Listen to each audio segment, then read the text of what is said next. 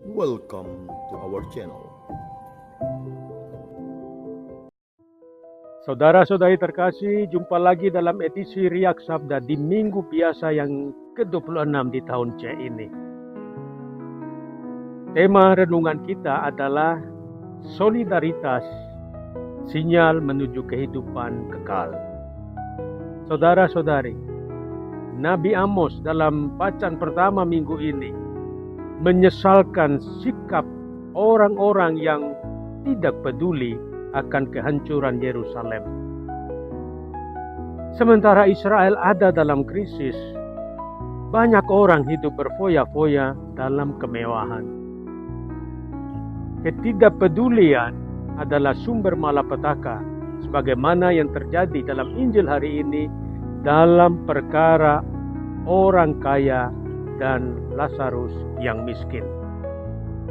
Bagi Yesus, dosa orang kaya bukan soal sesuatu yang telah ia lakukan, tetapi tentang apa yang tidak ia lakukan.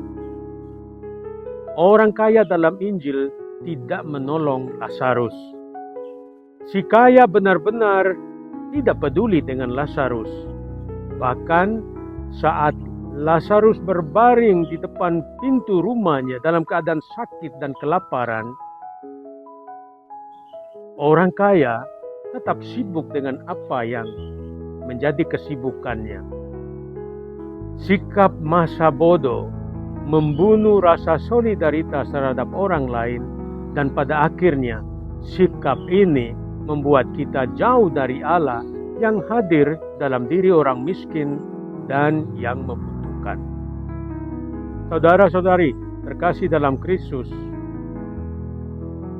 dari Injil hari ini kita menyadari bahwa sesungguhnya neraka itu ada, dan bahwa neraka adalah tempat isolasi dan siksaan untuk kekekalan, di mana seseorang menemukan diri sebelumnya tidak hidup dalam solidaritas dengan sesama dan tidak hidup dalam hukum kasih kepada Allah dan kasih kepada sesama. Pertanyaannya, apakah Tuhan menentukan neraka bagi kita? Dari Injil hari ini kita menyadari bahwa sesungguhnya neraka itu ada, dan bahwa neraka adalah tempat isolasi dan siksaan kekal, di mana seseorang menemukan diri sebelumnya tidak hidup dalam solidaritas dengan sesama dan tidak hidup sesuai dengan hukum kasih, mengasihi Allah, mengasihi sesama. Pertanyaannya, saudara-saudari terkasih, apakah Tuhan menentukan neraka bagi kita masing-masing? Tentu saja tidak. Kita sendiri atau manusia sendiri yang menciptakan neraka bagi dirinya sendiri ketika kita tidak peduli dengan penderitaan sesama kita. Itulah yang Abraham katakan kepada orang kaya, bahwa cara kita hidup di bumi menentukan kehidupan kita di masa depan. Neraka bukan hasil dari penghakiman Allah, tetapi jurang yang kita gali sendiri, yang digali oleh si kaya untuk dirinya sendiri ketika ia masih hidup. Apa yang telah kita taburkan di bumi adalah juga apa yang kita panen di dunia lain.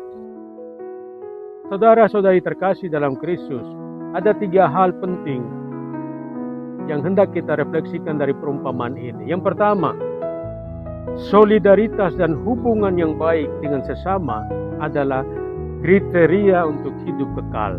Untuk alasan inilah kita yang berkecukupan harusnya tidak mengatakan bahwa kita tidak tahu tentang kemiskinan dan kesengsaraan sekitar kita, agar pada saatnya kita tidak terkejut untuk sesuatu yang tidak kita lakukan.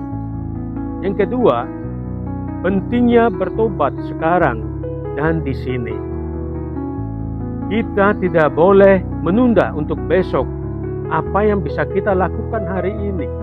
apa yang bisa kita lakukan saat ini, terutama dengan meninggalkan dosa-dosa kita. Ingat, sikap keras kepala manusia di hadapan Allah adalah sumber kemalangan. Sebagaimana kemalangan yang dialami oleh orang kaya adalah hasil dari kekerasan hatinya. Kekerasan hatinya membuat dia tidak solider dengan orang yang sedang menderita.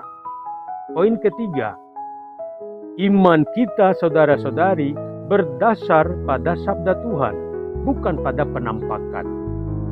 Ketika kita gagal atau malas untuk mendengarkan kitab suci, kita mempersiapkan kehancuran kekal untuk diri kita sendiri. Itulah sebabnya si kaya salah ketika berpikir bahwa saudara-saudaranya akan berubah jika seorang dari antara orang mati berbicara kepada mereka. Hanya ada satu yang hidup dan yang menaklukkan kematian, dan kepadanya kita harus mendengar dan percaya. Dialah Yesus, Tuhan dan Mesias kita. Selamat hari Minggu, Tuhan memberkati.